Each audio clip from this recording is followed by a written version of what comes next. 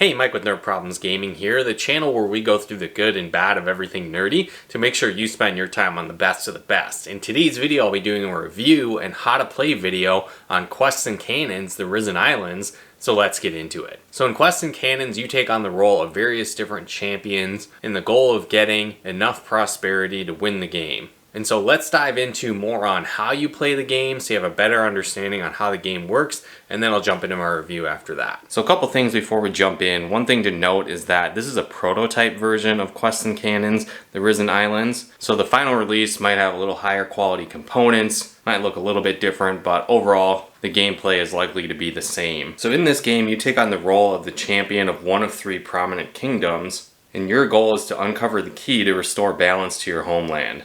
And so you'll travel across the world map, searching for resources, uncovering new areas of the map, taking on quests, and battling opponents while trying to reach the prosperity goal for the game. So there's a couple different ways to play Quests and Cannons. There's a free-for-all mode and a team mode, and there's even a solo mode. Now I'll walk you through the setup and gameplay of the free-for-all mode, and then team mode is just a little bit different layout of the game, but the overall general play style of the game stays the same for the most part in free-for-all or in team mode. And so when you're playing in free-for-all, for example, the goal of the game is to get to 15 prosperity first. In teams of 2, it's 20 prosperity, and teams of 3, it's 25 prosperity. And so there's different ways to gain prosperity. One of them is to complete map clues. Another way is to complete quests. And you can also gain prosperity by successfully attacking competitors' ships. So the game itself, when you set up, has a map grid that pieces together,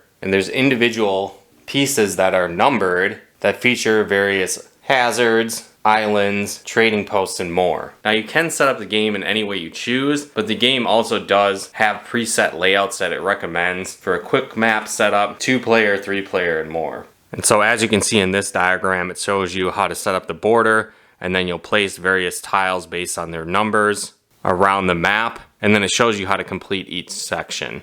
And then if there happens to be any open spaces, you can just throw a trading post in there. But again, like I said, consult the rulebook for a bunch of different other map layouts, or you can try out your own map layout as well and see how that plays. So what you want to do next is take these question mark icons, and each one of them have a resource associated with it, and then you're going to place these question mark side up on any of the islands on the map. And so as you visit these islands throughout the game, you'll be able to uncover these different resources, which you can then harvest to use to complete different quests you might have drawn as you play the game. Also, you want to set up the map clue cards, the loot cards, and the quest cards off to the side. So next what you want to do is set out all the different resources for the game. So you'll have sail tokens, cargo tokens, resources, cannons, hull damage, money, and ammo tokens, and make sure that you have them in an area that all players can access. The next step that you want to do is make sure that everybody has a ship board, and then players can go through and decide which champion they want to play as in the game. Once players have chosen a specific character they're going to play as, you'll simply look at their stat sheet here, and it will list out what their starting elements of their ship are going to be. So with this character, for example, they start with 1 sail, 1 cannon, 3 cargo spots, and then every player is going to start with 5 ammo dice, and then 1 traveler's dice. Every player also starts with 3 gold. The game also has little cheat sheets that can help you remember what different aspects of the map do when you're on those locations, so be sure every player has these as well. Now each champion that players can choose have their own different amount of ship health. They also have maximum amounts that their ship can be upgraded to, as well as special abilities that you might be able to activate on your turn. The next step of the game is you're going to place your champion on one of the starting positions around the board. It's also recommended to have at least 1 space between players. Once all players have chosen their starting space, then each player draws a map clue in order of play.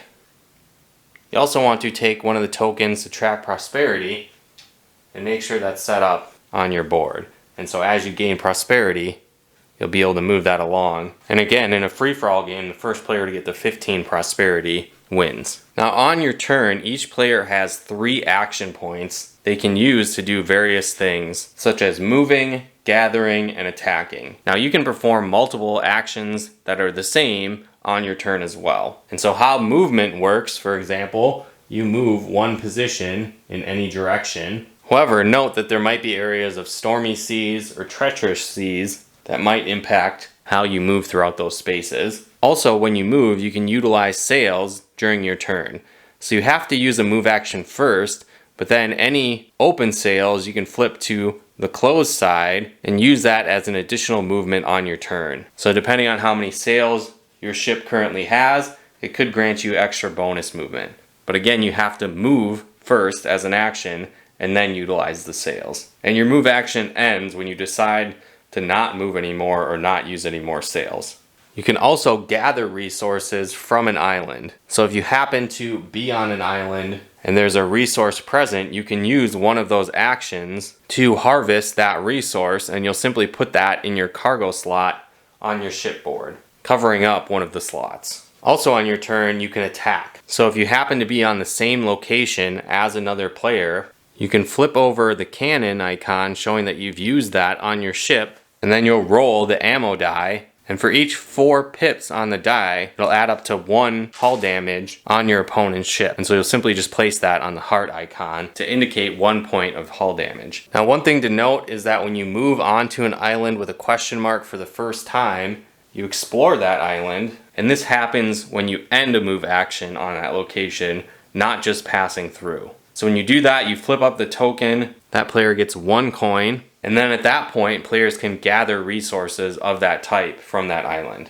Also, when a player ends their move action on any island space, they also draw a quest card. So again, quest cards will have different text here that let you know what you need to do to complete that quest, and then you'll also get the rewards at the bottom when you turn that quest in at this location listed on the card. Also, if a player has more than 3 quests in their hand, they must discard down to 3 quests at the end of their turn. Now, you can complete quests on your turn without spending action points on any time that they meet the requirements of that quest. And so when you complete the quest, just simply flip it over, put it in front of you, gain the resources as rewards, and then move up your prosperity tracker from prosperity gained from the card. Also on your turn, if you happen to be on one of the map clue locations, you can spend an action point to gain either 1 prosperity or a loot card. So loot cards have different aspects to them as well. There's ship equip cards, and there's also one-time use cards. So ship equip cards, you can simply pay the resources of gold listed on the card and then equip them to your ship in one of the ship slots on your ship board, and then it grants you the abilities now listed on the card. Also, to break down some of the locations on the map, there's trading posts, and this allows you to trade any 2 resources for 1 of any of the other. So again, you can look at the card for the breakdown of that. You could also trade a gem and 3 coins for a loot card,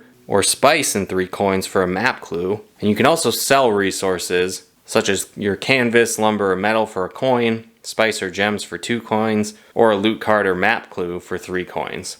There are also outposts on the map. These allow you to upgrade your ship. So if you're on one of these locations, it's a free action to spend some of your resources and gold to upgrade various parts of your ship. So for example, if you had a canvas and 3 gold, you could buy a sail, a metal and 3 coins, you could buy a cannon, or a lumber and 3 coins. You could buy a cargo slot. And again, you would just add those aspects to your shipboard, and you can do that up to the maximum number of slots listed on your character card. On starting spaces, you can also turn in completed map clues for 1 prosperity each. And then on both locations, you can repair your ship by spending 3 coins for each point of hull damage. You can buy ammo, and 1 coin equals 2 ammo dice. Or again, you can sell resources on these locations as well. As I mentioned, there's different terrain elements you need to pay attention to as well. So calm seas or trading posts just count as 1 space. The stormy sea counts as 2 spaces, and so you have to use 2 action points or an action point to move and a sail to move to them. There's islands, which we already covered, and then there's treacherous seas. So this spot only requires 1 movement to move into. When you move into it, you roll a 6-sided die. And then depending on what you roll, you could either make it out safely, or you end up taking hull damage, and then you stay in that spot, but your next roll will get a +1 bonus, making it easier for you to escape on your next roll. Another thing to note is that when you attack players, and you do at least 1 hull damage of damage, you gain 1 prosperity. And if you happen to sink a ship, the player that caused the sinking gains 3 prosperity, and the attacking player receives half of the other player's coins rounded up, and the sunk player discards all their resources on their ship. They choose to keep 1 ship equip card if they have any, and also return any completed map clues to the bottom of the map clue deck. That sunk player then returns to one of the starting spaces with 5 ammo dice. And if a player happens to sink without receiving damage from a rival ship, they also lose 3 prosperity. They discard their resources, they lose their completed map clues, half of their coins rounded up, and only keep 1 ship equip. And again, they then respawn at a starting space with 5 ammo. Again, at this point, players continue to move around the map, take their turns, and gain prosperity, and the first player to reach 15 prosperity in this free-for-all mode wins the game. Well, again guys, now that you have a better idea on how the game works, how do I actually feel about it? Well, one thing that I really like about this game is the fact that it has an extremely high replay value, and the reason for that is there's so many different variables that can contribute to how you win the game. So I feel like the game itself plays a little bit like Settlers of Catan, where players are trying to gather different resources in order to complete quests and earn more prosperity, similar to how Settlers of Catan, you're trying to get resources to earn victory points to win the game. Now, one thing that's a little bit different about this game, which I really like, is the fact that you're not relying on dice rolls to gather those resources. And so in a game like Settlers of Catan, for example, a lot of it seems more luck-based, where you can position your different settlements to gather resources based on numbers that you think are going to come up more often because of probability, but in some cases that might not actually happen, which can leave you incredibly frustrated. Where it's different in Quests and Cannons, where you can control where your ship goes. You can go to specific islands that have resources that you want and map out your strategy according to the quest that you draw, the loot that you might have, and the map quests that you find along the way. So as we've gone through playing multiple play sessions with this game, sometimes we end up winning because we've turned in a ton of different map quests, and that gives us enough prosperity to win. Other times we've completed a bunch of different quests to get enough prosperity that way. Other times we're attacking each other and sabotaging the other player, and on it goes. And so that's one thing that I really like about the game as well, is that your strategy is constantly evolving throughout the game, where you might think that you're going to turn in a bunch of different quests, but then you're limited to only 3 in your hand at a time, so you might draw new quests that give you a better strategy and totally alter your playstyle as you're going through the game. I also like the aspect where you can upgrade your different ships based on your individual characters. So that kind of had an RPG feel to it to me, where I could start with this base character and have those abilities with my ship, but depending on how I played and the resources I collected, I could upgrade my ship in various different methods to improve my strategy. So I might buy more sails to move further each turn. I might increase my firepower by buying more cannons, or again, maybe I increase my cargo hold so I could hold more resources to be able to complete more quests at the same time. And so again, like I said, there's a ton of different ways that you can play the game. You can play free-for-all, you can play on teams, you can play solo mode. Plus you can arrange the map different every single time if you choose to. Also, when you put out the different resource tokens, those are different each time on the different islands. So again, I think it's a fresh experience every single time you play the game. Since there's so many different ways to earn prosperity, your strategy can differ every game. Plus the game doesn't really take that long to play. You're looking at maybe 20 to 30 minutes per player once you really get the hang of the game. So it might only take you about 40 minutes to an hour depending on the game. And again, once you really get the hang of it, your turn is pretty simple. And so while the other player is taking their turn, you can almost map out your own turn.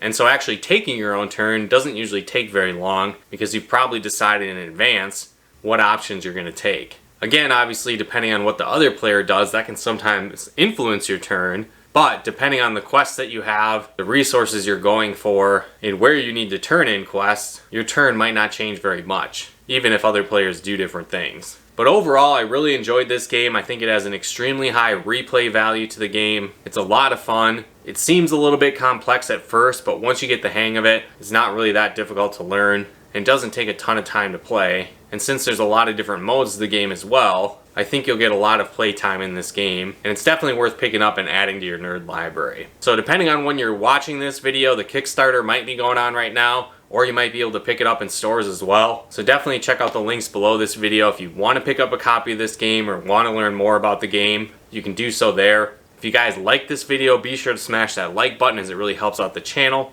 And if you haven't done so yet, be sure to subscribe and turn on the bell notifications to get the latest updates of new nerd videos we put out. And if you'd like to help us support the channel, pick out content and more, become a patron of ours at nerdproblemsgaming.com/Patreon. And if you'd like to plug into our live streams and Let's Plays we do on the channel, you can follow us over on Twitch at nerdproblemsgaming.com/Twitch. But once again, thanks for tuning in, and we'll talk to you more soon.